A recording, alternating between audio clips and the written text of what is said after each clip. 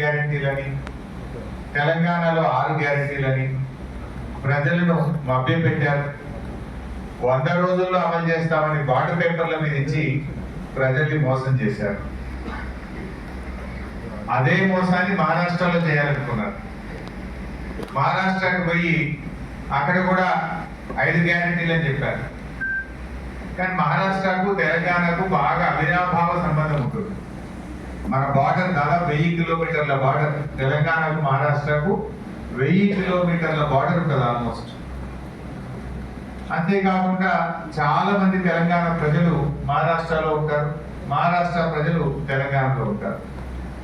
ఎక్కడ కూడా హైదరాబాద్ మహారాష్ట్ర అని, హైదరాబాద్ రాష్ట్రంలో భాగంగా ఉండే మహారాష్ట్ర కూడా ఉంటుంది. అందువల్ల అక్కడ చాలా మోసం చేసే ప్రయత్నం చేశాం. ఏమని? మహిళలకు 3000 ఇస్తామని, రైతులకు రుణమాఫీ చేస్తామని, ఇలా అనేక రకమైన హామీలు మహారాష్ట్రలో ఇచ్చారు.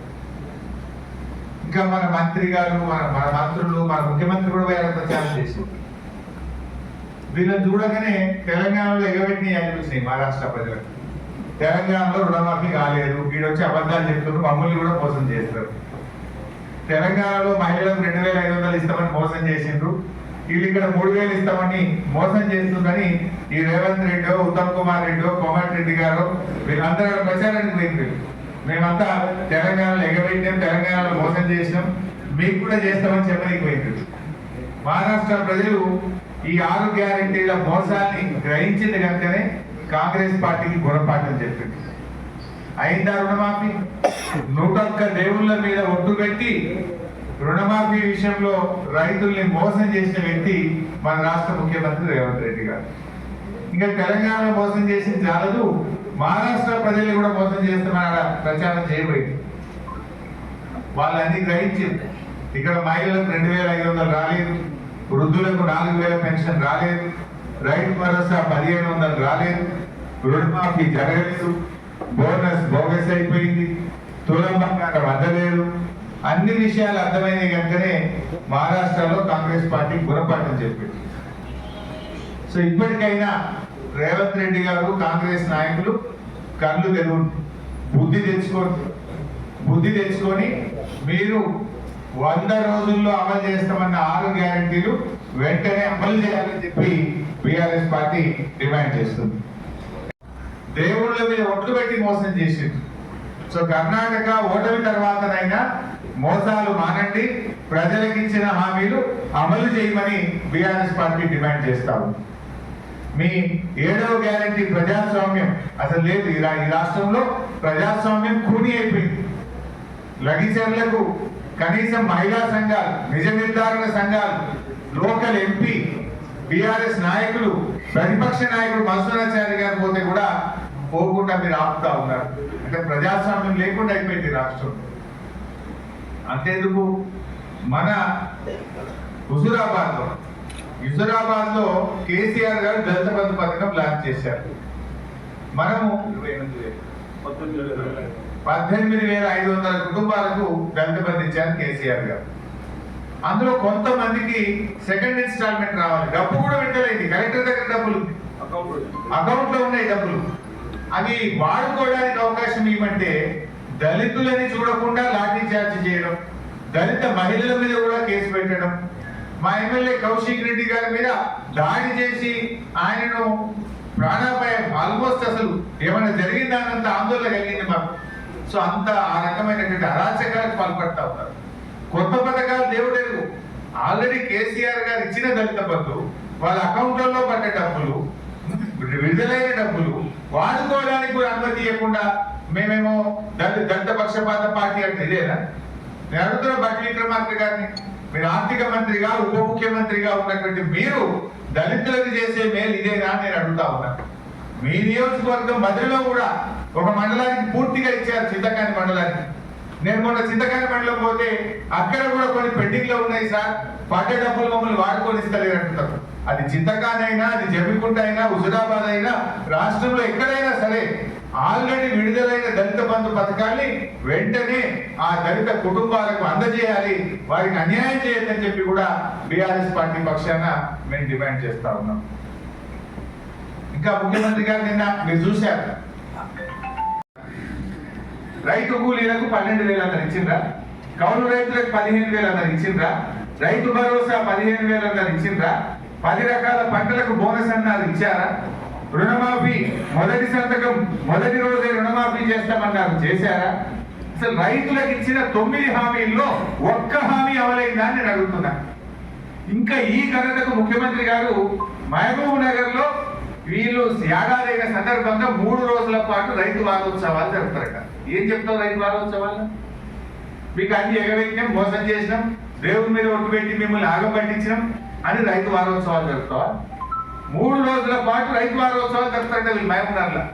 వీళ్ళ ఏడాది పాలన గొప్పగా చేసినట్టు రైతులకు ఏం చేసింది? మార్కెట్లో పోతే వడ్డు కొనే దిక్కు లేదు, పత్తి కొనే దిక్కు లేదు. మొన్న నేను ఖమ్మం పోతే 6,500కి మించి ఏ ఒక్క రైతు కూడా వాళ్ళకి పత్తికి డబ్బులు రావడం లేదు. 7,520 మద్దతు ధర ఉంటే యావరేజ్ ఖమ్మం మార్కెట్ లో పత్తి రైతులకు లభించింది కేవలం 6,500. అంటే క్వింటల్ పత్తి మీద ప్రతి రైతు 1,000 రూపాయలు నష్టపోయింది. నువ్వు చెప్పిందేమో 500 బోనస్, జరిగిందేమో 1,000 రూపాయలు తుట్టి. 1,500 రూపాయలు ఒక గింటల మీద పత్తి రైతులకు నువ్వు మోసం చేసినావు. వరి ధాన్యం 1,600కి 1,700కి అమ్ముకుంటున్నారు, 1,800కి అమ్ముకుంటున్నారు బయట. సన్నాలకు బోనస్ అన్నావు, సన్నాలన్నీ కూడా ఎక్కడ కూడా బోనస్ వస్తున్న పరిస్థితి లేదు. నువ్వు చెప్పింది 46 లక్షల మెట్రిక్ టన్నుల సన్నాలు కొట్టమన్నావు. 46 కాదు కదా, 4 లక్షలు దాంట్లో ఇప్పటి అంతకంటే 10,000 లక్షలు కూడా దాటట్లేదు. అంటే అన్ని విషయాల్లో రైతుల్ని మోసం చేసింది. అందుకే ఇలా మహారాష్ట్రలో కూడా వీళ్ళ మోసాలను గమనించింది. వీళ్ళ రైతు భరోసా బోగస్ అయిపోయింది, మహిళలకు 3,000 బోగస్ అయిపోయింది, రుణమాఫీ కాలేదు, పింఛన్ 4,000 రాలేదు. కనుకనే ఈరోజు మహారాష్ట్రలో మీకు ఘోరమైనటువంటి ఓటమి. ఎక్కడెక్కడైతే రేవంత్ రెడ్డి ప్రచారం చేసిండ్రో, ఎక్కడెక్కడైతే తెలంగాణ కాంగ్రెస్ మంత్రులు ప్రచారం చేసిండ్రో, ఆడ మొత్తం కాంగ్రెస్ పార్టీ దుడిచిపెట్టుకుపోయింది. సభ 2-3 నెలల ముందు మంచుకుంటే వీళ్ళు పోకముందు కాంగ్రెస్ గెలుతుందన్నట్టు అన్నారు. ఎప్పుడైతే వీళ్ళు పోయినో వీళ్ళు మొక్కలు చేసినాయి. వీళ్ళు తెలంగాణలో అన్యాయం పెట్టిండ్రు. ఒక 3 నెలల కింద కాంగ్రెస్ మంచిగా ఉంది గెలుతుంది అన్నట్టు అన్నారు. ఆ కూటమి ఇది ఇండియా కూటమి, ఆయన కూటమి. ఈ కూటమి మంచిగా ఉంది, గెలుతుండొచ్చు, బాగా తగ్గపడుతుంది అన్నారు. ఈ రేవంత్ రెడ్డి కాంగ్రెస్ మంత్రులు ప్రచారానికి పోయినప్పటి నుంచి ఎత్తి పడింది లేదు లేదు కదా. అన్నదల్లా బార్డర్ ఏది తెలంగాణ బార్డర్ లెవెల్ ఎక్కువ తిరిగారు. విదర్భ మరొక ఆడ మొత్తం కూల్చిపెట్టిపోయి వీళ్ళు ఏడైనా తిరిగిండ్రో ఆడనే కథమైంది. అంటే బిడ్డ మీరు తెలంగాణలో మోసం చేసింది చాలని ఇంకా మమ్మల్ని మోసం చేసేందుకు వచ్చింది కానీ ఆ ప్రజలు తెలివికి వచ్చిండ్రు, మంచిగా బుద్ధి చెప్పిండ్రు. ఈ పిచ్చి పిచ్చి మాటలు, ఢిల్లీకి మూటలు కట్టుడు, ఈ పిచ్చి మాటలు మాట్లాడు బంద్ చేసి ప్రజలకు మా హామీ ఇచ్చిన 6 గ్యారెంటీలు వెంటనే అమలు చేయండి. 100 రోజులు కాదు, 350 రోజులు దాటింది. ఇప్పటికైనా ఇక మాయ మాటలు, బోగస్ మాటలు బంద్ పెట్టుండి 6 గ్యారెంటీలు వెంటనే అవ్వాతాతలకు 4,000 పింఛన్ పాత బకాయితో ఇవ్వాలి. చంద్రబాబు నాయుడు ఇవ్వలేదు. రాగానే పాత 3 నెలలు కలిపి మంచిగా 12,000 ఇచ్చింది ఒకటేసారి. నువ్వు ఇప్పుడు 4,000 కాడికి 11 నెలలు దాటి 12 నెలలు వచ్చింది. అంటే ఒక్కొక్క మహిళకు 24,000 రూపాయలు మన వృద్ధులకు బాకిమట్టు, మహిళలకు 26,000 బాకిమట్టు.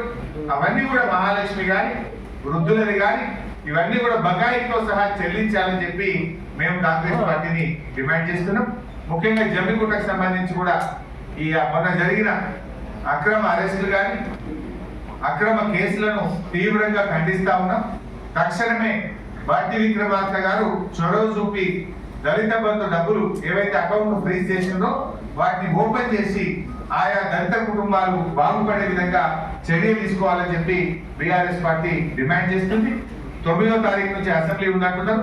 తప్పకుండా మొన్న జరిగిన సంఘటన మీద రాష్ట్ర వ్యాప్తంగా దళిత కుటుంబాలకు రావాల్సినటువంటి ఆ డబ్బుల మీద బీఆర్ఎస్ పార్టీ ఆ దళితుల పక్షాన అసెంబ్లీలో కూడా పోరాడుతుంది. Thank you.